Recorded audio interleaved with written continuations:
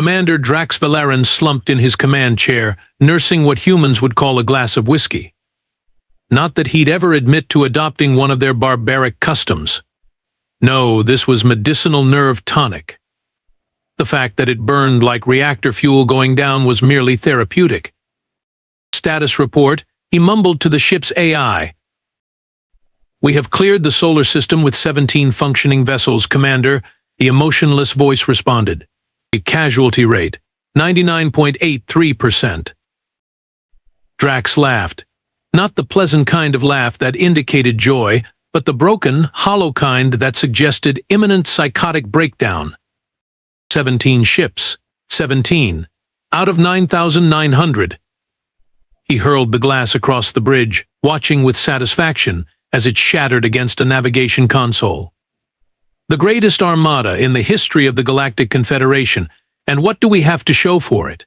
A handful of limping vessels filled with traumatized survivors who'll never sleep soundly again. His second-in-command, Lieutenant Nara Krell, approached cautiously. Her left antenna was missing, and burn marks scarred the right side of her face. Like everyone else aboard, she'd aged decades in mere weeks. "The Council expects your full report within the next rotation cycle, sir." "Oh, I bet they do." Drax stood suddenly, gesturing wildly. "What should I tell them? That their intelligence was catastrophically wrong? That humans aren't the primitive apes we thought they were? That they don't, in fact, roll over and surrender when faced with superior technology?" Nara remained silent, having learned that rhetorical questions were best left unanswered when the commander was in one of his moods. 9,900 ships, he repeated, shaking his head. 67 million of our finest warriors, the pride of 7 star systems, and the humans. He paused, staring into the void of space through the viewport. The humans treated our invasion like it was some kind of entertaining diversion, like we were an inconvenience rather than an existential threat. He slumped back into his chair. "Prepare the quantum communicator. The Council should know exactly what we found on that watery blue death trap, and why they should never, ever send another ship back there again." The quantum recorder whirred to life, capturing Drax's official testimony for the Council archives. He cleared his throat, trying to sound more professional than he felt. "Pre-invasion intelligence briefing, standard cycle 7842.3, he began. High Council chamber, central spire, Dominar Prime. The memory was still fresh, despite everything that had happened since. The massive holographic table displaying Earth in all its blue-green mediocrity. The smug faces of the Council members, already dividing up resources they hadn't yet conquered. Grand Strategist Pelax was particularly confident, Drax continued, allowing just a touch of bitterness to creep into his voice. I quote, "Earth represents the least challenging conquest in the Orion Spur. Their weapons are primitive chemical propellants. Their communications rely on electromagnetic radiation. They still burn fossil fuels.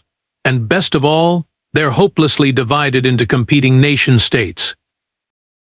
Drax paused, taking another swig of medicinal tonic directly from the bottle this time. The intelligence briefing included 4,219 pages of detailed analysis. Projected casualties, under 0.01%. Projected time frame for complete planetary subjugation, 7 standard days. He laughed, that broken laugh again. They devoted more pages to resource extraction protocols than to combat strategies. Lieutenant Krell interjected from across the bridge. "Tell them about the weapons allocation, sir." "Ah, yes, the weapons." Drax rolled his eyes dramatically. Standard peacekeeping loadout. Mostly non-lethal suppression technology.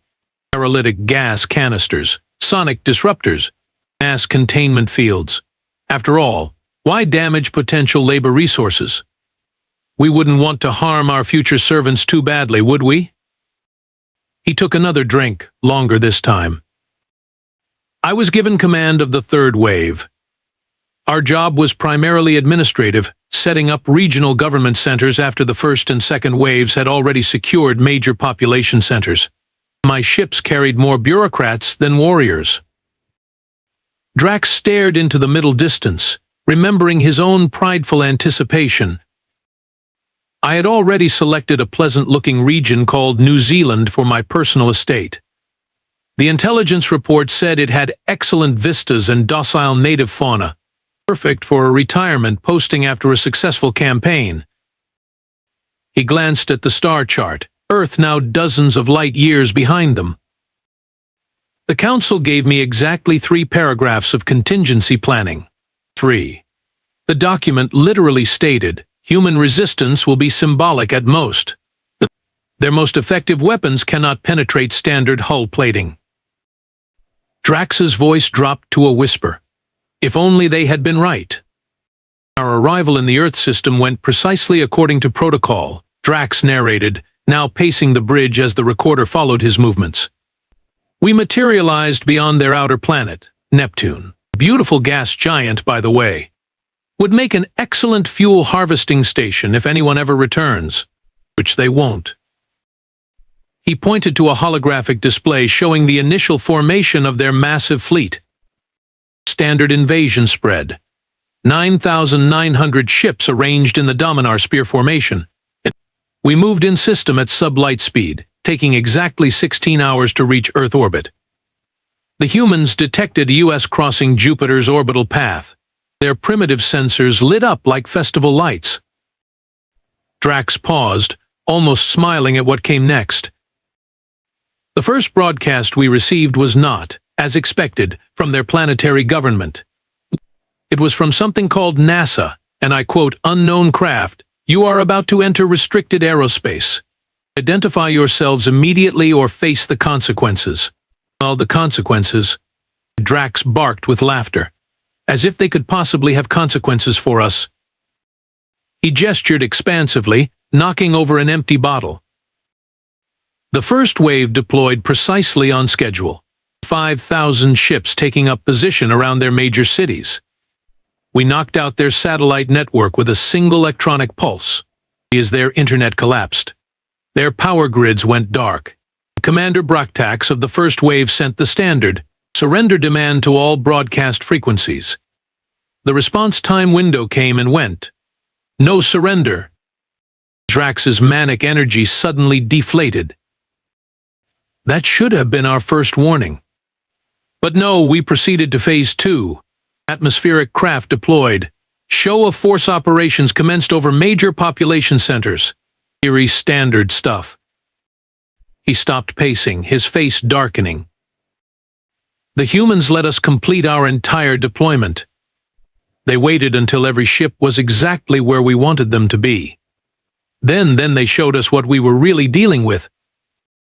Drax's voice dropped to a haunted whisper. They had weaponized their entire orbital field. Thousands of what appeared to be debris pieces suddenly activated propulsion systems. Primitive, yes, but effective when packed with explosives and accelerated to impact velocities. The first wave lost 212 ships in the initial minutes. He turned to face the recorder directly. But that wasn't the truly surprising part. We expected some resistance, after all. No, the surprising part was when they hacked our communication network.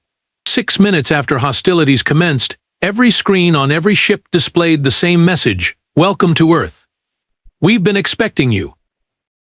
Drax shuddered visibly. They knew we were coming. Somehow they knew. And they were ready.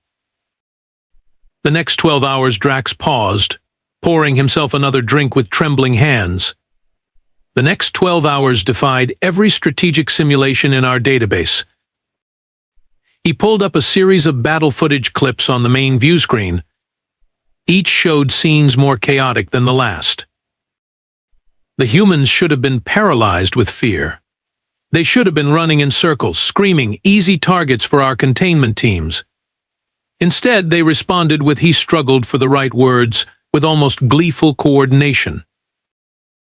The footage showed civilians helping each other into underground shelters with practiced efficiency. military units deploying with startling speed. And most disturbingly, regular humans picking up weapons and joining the fight. Our jamming systems failed within the first hour. Somehow, the humans had developed quantum-resilient communication networks that our technology couldn't touch. We later discovered they were using something laughably primitive. They called it mesh networking. Nothing special about it technologically, but they had built redundancies upon redundancies. Drax's expressions soured further. Then there were the power grid shutdowns we initiated. Standard protocol, plunge them into darkness, increase panic. Except major human facilities immediately switched to backup power systems. And not just their military bases.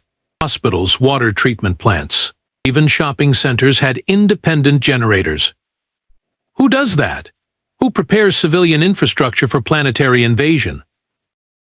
He gestured wildly at more footage showing humans adapting in real time. The first wave called in the second for immediate support. That's when things got truly ridiculous. The humans started using our own communication protocols against us. They broadcasted false retreat orders. They sent fake distress signals that lured our ships into ambushes.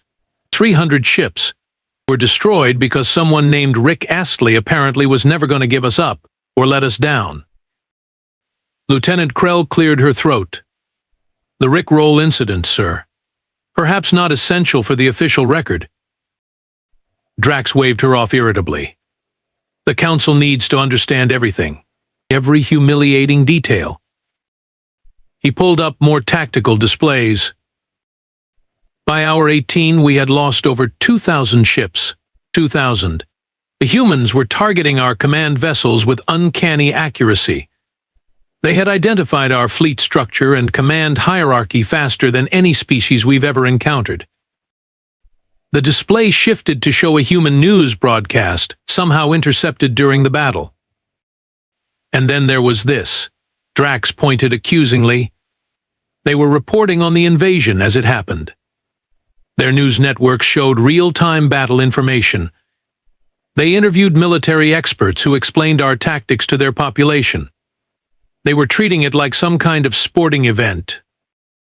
The footage showed a human reporter ducking as debris fell nearby, but continuing her broadcast without missing a beat. And look at this human. She's in an active combat zone, projectiles flying overhead, and she's smiling.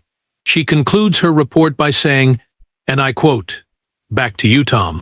I'd stay to chat, but I've got some aliens to welcome to Earth." Then she picks up a weapon and joins the fight. Drax collapsed back into his chair. By the end of the first day, we had lost a quarter of our fleet, our communication systems were compromised, and our tactical advantage was evaporating. And the humans? They were just getting started. The Terran defense above the Pacific Ocean marked the definitive turning point, Drax said, his voice now hollow as he called up the tactical display. We had regrouped, adjusted our strategy, and committed over 4,000 ships to what should have been an overwhelming force. The holographic display showed the massive fleet converging over Earth's largest ocean. The strategy was sound. Hit them where population density was lowest. Establish a foothold. Use the ocean for cover and resource extraction. Basic invasion manual stuff, really. He zoomed in on the simulation, showing the initial engagement. Our sensors detected their naval vessel's primitive watercraft really converging on our position. We thought they were sacrificial units, decoys. We even laughed about it in the command center. Look at the humans, sending boats against spaceships. Fools. We were the fools. Drax's expression darkened. Those primitive watercraft were launching what appeared to be standard missiles. Nothing special.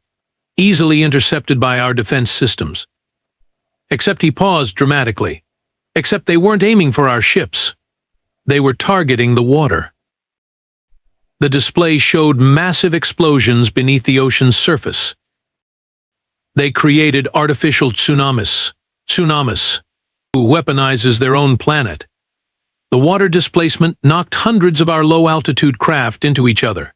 And that was just the beginning. Drax's voice became increasingly agitated.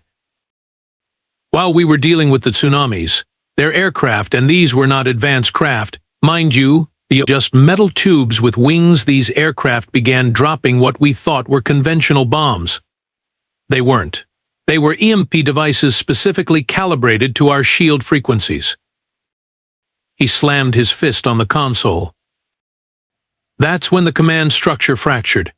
Supreme Commander Thrax ordered a full orbital retreat. Admiral Zorix countermanded, insisting we push forward. Commander Pulak of the 6th Brigade declared he was invoking emergency protocols and withdrew his entire division without authorization. The display showed the once orderly fleet dissolving into chaos. 3,742 ships lost in 6 hours. 6 hours. And throughout it all, human communication channels were broadcasting music. Something called Ride of the Valkyries and Fortunate Son, like it was all some elaborate performance. Drax's eyes narrowed. That's when we finally understood what we were truly facing, a species that not only adapted to warfare but seemed to thrive on it. The worse things got, the more creative they became. They used their environment not as something to protect but as a weapon itself. Mountains, oceans, atmosphere, everything was a potential tactical advantage. After the Pacific debacle, as it's now known, Supreme High Commander Vorlex took direct control of all remaining forces. Drax continued, his voice dropping to almost a whisper. The Council authorized deployment of restricted technologies, things we've never used in any previous conquest. He brought up schematics of sleek, menacing devices. Atmospheric disruptors, seismic destabilizers, genetic targeting drones. Technology so advanced that most conquered species don't discover its principles for millennia after joining the Confederation. Drax laughed bitterly. We deployed the first disruptors over a region called Australia. The device creates localized weather patterns of incredible destructive force, hurricane-level winds, targeted lightning strikes, hailstones the size of transport pods. The humans should have been devastated. He pulled up footage of the aftermath. 26 hours later, we were devastated instead. Somehow, and our technical division still cannot explain how the humans had not only neutralized the disruptor, but had replicated aspects of its technology. The footage showed human aircraft equipped with crude but functional versions of Confederation tech. They called it rapid prototype iteration. We called it impossible. Elements of our weather control technology were now being used against us. A human military unit designated U.S. Air Force had managed to reverse engineer components from a damaged disruptor and integrate them into their weapons systems within a single planetary rotation. Drax's voice trembled with a mixture of fear and reluctant admiration. The final straw came when our command encryption was broken, our quantum encryption, broken by a species that still uses silicon-based computing. They shouldn't have been able to manage it with 1,000 years of dedicated effort. They did it in 3 days. He pulled up one final piece of footage, a human transmission that had been broadcast to every ship in the fleet simultaneously.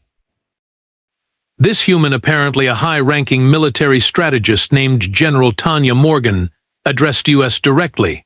She said, and I'll never forget these words. We appreciate the generous technology donation. We've made some improvements you might want to see. And then she demonstrated weapons that combined Confederation tech with human ingenuity in ways our scientists had never imagined. Drax's mandibles clicked nervously. That was when the fear truly set in. Not just for me, but for every commander in the fleet. We weren't facing primitives. We were facing something much, much worse, fast learners with a gift for improvisation and an alarming enthusiasm for warfare. Final stand. The Council refused to accept defeat, Drax said, staring vacantly at the star chart. Supreme High Commander Vorlex was relieved of duty. His replacement, War Master Drakon, ordered all remaining ships to converge on the human lunar base. If we cannot have Earth, he declared, We will deny them their satellite and establish a blockade." Drax shook his head slowly. We had just over 2,000 ships remaining, still a formidable force by any standard.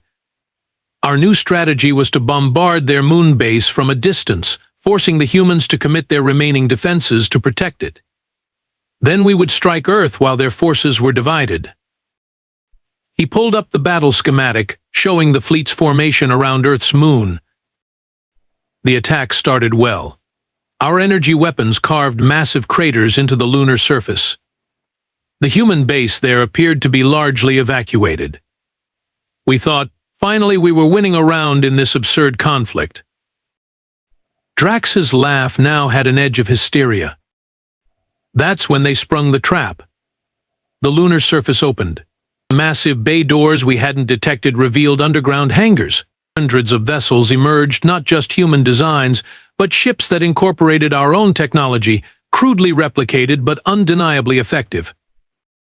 He showed footage of the shocking revelation. While we'd been fighting their Earth forces, they'd been building an entirely separate fleet on their moon, hidden from our sensors. And that wasn't even the worst part. Drax zoomed in on a particular section of footage. Those aren't human pilots. Look at them. Look at them. The ships were piloted by artificial intelligences. The humans had created sentient combat AIs and integrated them with our stolen technology. His voice dropped to a horrified whisper. War Master Draken ordered a frontal assault. "They're just machines," he said. "Machines can be defeated."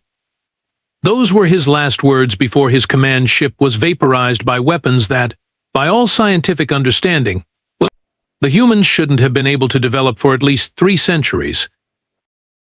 Drax gestured weakly at the final battle statistics. 1,746 ships destroyed in under 2 hours. Complete tactical collapse. No command structure remaining. Every captain fighting independently, desperately.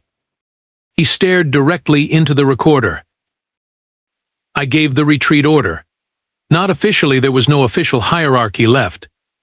But ship by ship, the survivors acknowledged and began the long, humiliating journey home. Some captains refused, choosing suicide runs instead. They were efficiently dispatched.